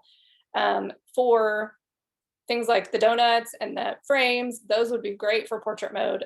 Although if you have a frame that's hanging on the wall, you don't really have a need for portrait mode, because there's nothing behind it to blur out. But if you were shooting like in your workshop, or if you were interacting with a customer or something like that, then portrait mode can be a fun way to really get that background blur that everybody likes to have. So I'm going to take a little sneak at my next conversation. Okay, so let's go back to, we're going to go back to, so up here at the top, do you see how there's a little tick arrow that's pointing down? If you click that, it gives you, well, it's not showing up. I think I have a little delay there. Yeah, it's delayed for some reason. It takes you back to your options for shooting. That was something that took me a really long time to figure out how to get back to photo if I was in portrait. And this is how you do it. It's just that little arrow thing lets you go back to your main menu, where you can toggle between photo and portrait mode. So we'll go to photo mode. And so burst mode is something that I highly recommend we use when we're trying to shoot through any sort of action or any kind of scene that has any sort of moments in them, so that you can capture from the beginning to the end. And so to do that, the older cameras you just used to hold the shutter down, but now you hold it to the left. So you grab it and you turn it to the left, which sometimes if you hold it down too long, will start a video, which is what you don't want it to do. So you have to stop your video. And I can't tell you how many times I've actually accidentally shot videos instead of taking pictures in burst mode. But if you just grab it quickly and put your thumb to the left, you can see those pictures adding up. And how much do you want to bet I won't go back and delete those later? And the other thing that you can do, we're going to go, we'll go out of our camera and go into settings. And we're going to go down to our camera option. So, and again, this is going to be different on the Samsung phone, but I think that Samsung has very similar features. They just maybe named something differently. So, but they'll have the same options. So in the settings, in our camera part of our settings feature on our phone, there are some things to consider here. I wouldn't mess with where it says formats. Recording video in slow-mo isn't something that I ever change around, or stereo sound. Now, preserve settings is an interesting option. And this is how I keep mine set. So you have the option to preserve settings for your camera mode. And what that means is that when instead of the default is that when you open your camera, it's going to default to photo. Now, if you always use portrait mode and that's all you ever want to use, you can take a picture in portrait, or you can activate the camera mode. So you just toggle it to the right so that it's green. And then the next time you take a picture, it will save the settings that you used. So the next time you open your camera app, it'll open to portrait mode, or it'll open to video if you always take videos and you want that to be your first option. Now, my brain is too old to try to change that. And so I'm just used to always opening to photo and switching over to portrait mode. I would like, I don't know what I would do if it like opened to portrait mode. So that is what that means. And then preserving creative controls. that would preserve the last used filter, aspect ratio, light, or depth setting rather than it automatically reset. And so I don't recommend choosing that because it will automatically keep all of your previous settings. Like if you were to have used f.1.4 for some reason, because you really wanted to capture some tiny detail, then the next time you open your camera, it's gonna default to f1.4 and nothing's gonna be in focus because that's such a tiny little sliver of focus. So you want to, in my opinion, I think it's better to avoid that. And then the same with exposure adjustment, especially with exposure adjustment, because our light changes all the time. So if it opened to the same exposure that you used last time, and it just doesn't make sense to me to have that as an option. However, I do choose live photo. I choose to preserve live photo being off. Now it's so weird the way that it's worded, but preserve the live photo setting, which for me is off, rather than it automatically setting to having live photo on.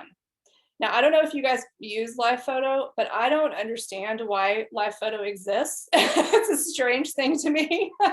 My teenager uses it, but I'm like, I don't need to see like 2 seconds of the scene. I don't understand what the purpose of it is. And so I don't want that to be automatically on. I want it to be automatically off. So I use preserve settings for that feature only because I want live photo to never get turned on my phone. I feel strongly about live photo apparently. Okay, so we'll go back. So now we're back to the camera part of our settings. It says use volume up for burst. So what that means, I decided to activate that. And what that means is that, remember I was talking about burst mode and how you just pull the shutter to the left. You can also use volume up on the side of your phone to burst mode pictures so that you don't accidentally shoot video like I do.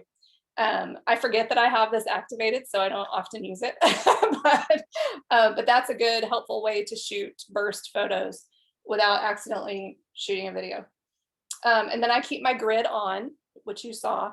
The mirror front camera means this camera here that's on this side is a mirror instead of the opposite. So basically, if you shoot a lot of selfies, it changes the way that your face looks, which I just have it on. I don't really take very many selfies, but and then view outside the frame is a really cool thing I'm going to show you real quick. So we're going to go back to the camera. So do you see how you can actually see outside of the frame? It's like darkened and shadowed. What that helps you do, it helps you consider your composition. So you may not have realized, like if that feature was off, you may not have realized that that just down below this scene, there's another step, and maybe that looks cool in the composition. Or just over here, there is a lamp, and maybe I should include that. So basically, it just kind of gives you a little bit of a preview of what is outside of your frame so that you can consider that with your composition. I think it's a cool feature, and so I keep it on my settings. And then Smart HDR, we're going to skip the prioritize faster shooting. Basically what that means is that you're telling your camera, I'd rather you shoot fast in a lesser quality than shoot slower in a higher quality. So that's just really up to you. If you shoot a lot of action, like with the dogs, you probably want to prioritize faster shooting because you want your camera to be able to cycle faster. Otherwise, it kind of gets in the weeds and it kind of buffers and it won't shoot as many pictures in a row. So when you're shooting a lot of action, it's helpful to have that. Now it's going to shoot at a tiny bit lesser quality, but it'll still be fine for any kind of online use. And then Smart HDR is something that I do keep toggled on because what HDR is it, sorry, I'm not sure what I just did. It basically takes 2 pictures of a scene and it exposes for the bright things and it exposes for the dark things, and then it melds them together. And now HDR used to look terrible and really weird, but now Smart HDR looks pretty great. And so I just leave that on. And so if I'm in a scene where there's a lot of dark shadows and a lot of brighter highlights, it takes 2 pictures and melds them together so that there's a wider dynamic range like we talked about before. So that can be a helpful thing to to have. So I'm going to stop screen sharing here if I can. Did I? Oh, I think I already did. I'm not sure. Sorry. Screen sharing, you're good, but your phone's Okay. on that Zoom. If Yeah, you I'm want. going to take the video off so you don't have to look up my nose. Okay. Now I'm going to screen share here again. Good. Okay. Okay, so I think that we've covered most of these things. So we talked about depth of field. I didn't have this on, so I couldn't make sure that we were hitting all of it, but I think that we did. The portrait mode, if you don't have portrait mode on your phone, there are some apps that give you that option. But again, it's going to mean having to pop up a different app for your shooting. And then iPhone 11, you can actually change the background blur in editing, which I think I have never done, but I know that it's an option. So if you decide, like if you take your pictures in photo mode and you decide later, you know, I really wish I could blur the background a little bit, you can do that in editing for iPhone 11s. I would recommend using a really light touch because it never really looks very realistic. It can look a little wonky and strange. So I would just be careful about that. And then, like I mentioned, I showed you the example with this little case that I had here, but the difference in apertures. So an aperture f2, she's just in focus and everything's blurry behind her. But if you were shooting in f22, then the entire scene is in focus. So when you're shooting in portrait mode and you're sliding that slider across on the bottom, that's what you'll see is the difference between those things. So zoom and flash. I recommend avoiding both. Zoom, if you zoom on your phone, it immediately and very dramatically degrades the image quality on your shot. So zoom with your feet. In fact, when I shoot with my camera, I have 3 lenses. 2 of them are not zoom lenses. 2 of them I have to move my feet to get closer to my subject. And those are the 2 that I like shooting with the most. And so you just got to move around. Don't use zoom because it's going to really make it grainy and pixelated. And then flash on a phone camera, never is going to look natural. So I would really avoid it or use it super intentionally if you're doing it with some sort of creative idea in mind. But just really use that existing light creatively and move your body to use that light and your subject if possible. So we talked a little bit about how to deal with messy backgrounds, like changing your perspective or using that background blur. And then action shots, using burst mode and having bright light, and then shooting through that moment so that you can make sure to capture everything from beginning to end. And sometimes those reactions to the moment are even more fun than the moment itself. So. And then we're actually going to talk about editing specifically, so we'll skip that slide. So some really super practical things. Keep that lens cap clean, or the lens clean. There's no lens cap. So make sure that you use your shirt. I mean, it's not anything fancy, but just make sure it's not blurry because it'll really be a disappointment later. And then you can swipe left to get your camera going. I don't know if you can see it on here. But if you have your lock screen, you can actually swipe left and go straight to your camera. So if you didn't know that, it's something that's super helpful to know. Then of course you can also just hold down the camera at the bottom. So there's 2 ways to access your native phone camera from your lock screen without having to unlock it or anything. So tuck your arms. Sometimes instead of a tripod, you can kind of tuck your arms in to steady your camera to reduce that camera shake. We talked about the preserve settings mode. Sometimes that can be helpful and sometimes not. Keep a running shot list. Shot lists are super helpful. I go to every shoot that I go to with a shot list in mind. And you can think through, you know, like these are the values or these are the messages that we want to communicate for our business. And here are the shots that I think would help communicate those messages. Just keep them on a note in your phone. And when you have an extra 5 minutes, you can think through, okay, I want to practice shooting with depth, and I'm going to attempt to communicate, you know, excellence or something like that. And so you can kind of, instead of feeling overwhelmed by all these different options of shooting, really try to pair like your message with a technique, a composition technique, and just try for 5 minutes to shoot and add, if your goal could be to add 1 new picture to your gallery, then I think it's a useful way to spend a few minutes if you have a couple extra minutes. So we've talked about this. Go I ahead. did want to say, we just have 7 minutes left. Oh my gosh. And 7 minutes. what we may need to do, if Sharon, Alicia, and Christine are okay with this, maybe we add a second session where we talk about just the editing with the app. Yes, and we also haven't talked about product photography. Lindsay, I'm Yes. so sorry. No, that's okay, I because totally missed it's really good. misestimated. And I also feel like they've been able to ask questions that are specific. So I would rather this be applicable to them than check all the boxes we had. And Sharon is saying, thank you. She learned things about her phone camera that she didn't know. And honestly, I feel exactly the same way. And Sharon is saying maybe a second session too. So maybe Nikki, we can take, because we were going to do 9 to 2. Mhm. Maybe even we'll figure that out. But I want you to make sure you cover what you want to here. And then let's focus on product photography and editing in a second one. Okay, thank you. I apologize. I have a hard time estimating how long I'm going to talk. So I think it's been great. Well, we've learned so much from just this part of it. I mean, there's good. things I didn't know about my phone, or I mean, I've seen where you press and Mhm.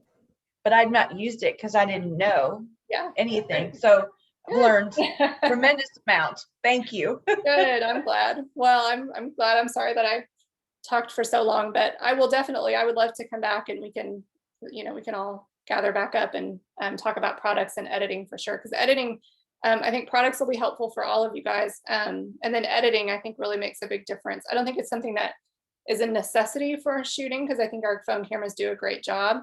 But I do think that it adds just a little bit of extra polish to, like I mentioned, like slow down their scroll and have them take extra second to look at your posts. So and it can also help if you've got some problems with the picture. So anyway, we can talk about practicing and shooting, which I think we've talked about quite a bit. But like I mentioned, they don't need to be new images, and having that portfolio of images that communicate your message really saves time and makes social media posts so much easier, and takes the pressure off. And like I mentioned, like choosing one element of your business's culture or message and then pairing it with an element in photography can be a way to narrow down your practice time and make it more kind of intentional and planned. So you could say to yourself, I want to capture excellence by playing with symmetry, and I'm going to look for symmetry in my space and really try to capture the idea of excellence, whether it is, shooting, like if a dog was sitting and looking up at the trainer and like perfectly, and then you could sort of shoot from behind the dog and have the trainer looking down the dog, and it would be sort of symmetrical on both sides. It would be like a line up through the center. Things like that, where you can sort of pair these different things together just to give you some intentional practice time. So that's the last slide for that. I think that's a good jumping off point for us. We've got a few minutes left. I want you guys to make sure that you feel like you can ask questions. So if you still have a question, you could email that to Nikki. You had it in the email that we sent out, and I will make sure that all 3 of you get a personal email from me letting you know about a second session. And honestly, we might just keep it just us, because I feel like Nikki can push through and not have to go back and answer questions, but I'll keep you updated on that. We really appreciate you being here. You will be emailed a copy of this presentation. So if you're like me and you can't remember something Nikki said, you'll be able to go back and do that, as well as a brief survey that will help us to continue to serve you and bring quality programs. Remember that you can always find our past recordings on our website. So you can see everything there, from finance to social media, all different kinds of things. And we hope that we'll see you again very soon. Thanks, guys. Thank you. Thank you, guys. Nikki, we just had someone enter the waiting room. I'm gonna let them in and have a conversation Okay. with her so that she knows what's happening. I'm gonna stop recording. And